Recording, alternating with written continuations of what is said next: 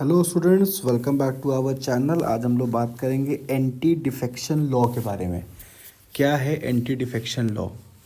Anti defection law under the 10th schedule of constitution aim to curb political defection and ensure stability in the government. It prohibited MPs and the member of legislative assemblies from defecting from their political parties. तो ऐसा देखा जा रहा था कि कभी भी कोई भी जो पार्लियामेंट का मेंबर होता था, मेंबर ऑफ पार्लियामेंट जो होते थे, एमएलएज जो होते थे, वो लोग कभी भी अपने मन से कोई भी पार्टी ज्वाइन कर लेते थे।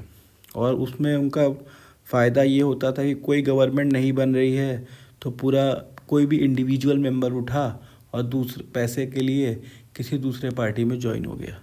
तो इस चीज़ को रोकने के लिए ये बनाया गया है एंटी डिफेक्शन लॉ।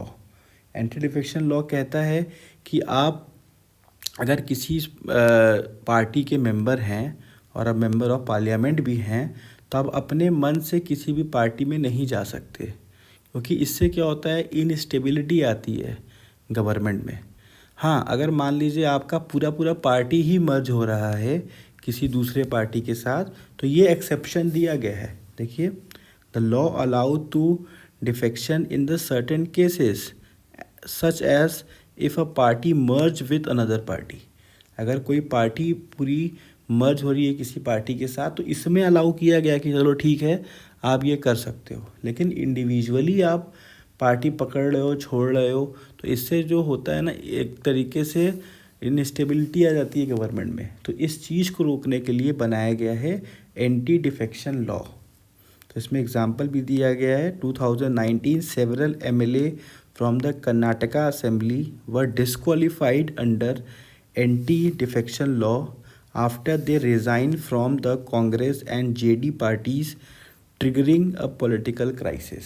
तो एग्जाम्पल भी आप अपने एग्ज़ाम में लिख सकते हो कि 2019 में ऐसा हो चुका है कि कुछ एमएलए जो थे वो कर्नाटका असेंबली से डिस्क्वालीफाई कर दिए गए थे अपने पार्टी को चेंज करने के लिए।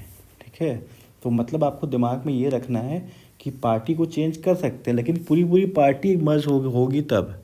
इंडिविजुअली अपने आप को किसी पार्टी से रिज़ाइन दे के दूसरे पार्टी में ज्वाइन नहीं कर सकते अगर आप मेंबर ऑफ पार्लियामेंट हैं तो।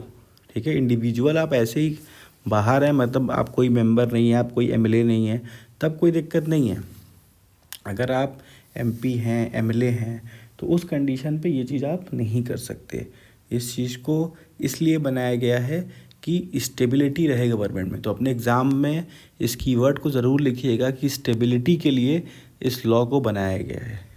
और ये कहाँ पे है? Under 10th schedule of the constitution. तो ये सब जो इम्पोर्टेंट पॉइंट्स हैं ये सब एग्ज़ाम में ज़रूर लिखिएगा। तो स्टूडेंट, जो मैं बुक से पढ़ा रहा हूँ, मैंने बुक को डिस्क्रिप्शन में उसका लिंक दे दिया है, आप देख सकते हैं। And thank you student for watching. हमारे चैनल को प्लीज़ सब्सक्राइब करिए और शेयर करिए। Thank you.